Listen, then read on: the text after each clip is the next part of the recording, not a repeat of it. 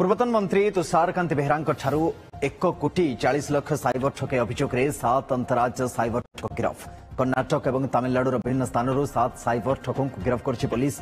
गिरफ माने होती कर्नाटक ज्योति राजू, राजू सी, इस्माइल राहिद पाशिम और तमिलनाडु पट्टा राजा एस जेगाथीस राधा कृष्णन और ई शांति कुमार भेल। सेमानक ठारू 19 लाख टंका जबत करा गत जनवरी 13 तारिख में एने अभियोग होता। साइबर ठक माने आईपीओ और ओटीसी ट्रेडिंग निवेश नारे ठकई करथिले। विभिन्न पर्यायर से तुषारकांति ठारू 1,40,00,000 टंका ठकई करथिले। गिरफ ठक मानकु ट्रांजिट रिमांड रे ओडिशा आनिछि पुलिस। मोर ट्रेडिंग अकाउंट अच्छी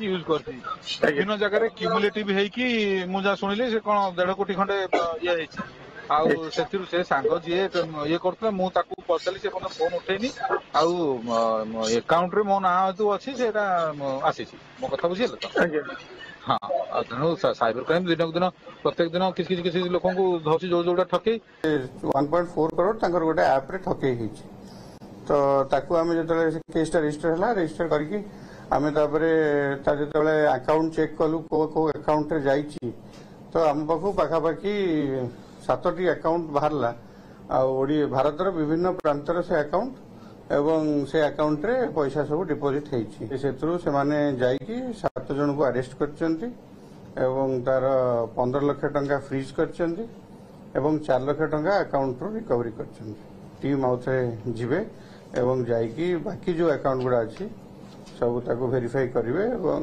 आहरी भी अरेस्ट होवार संभावना अच्छी।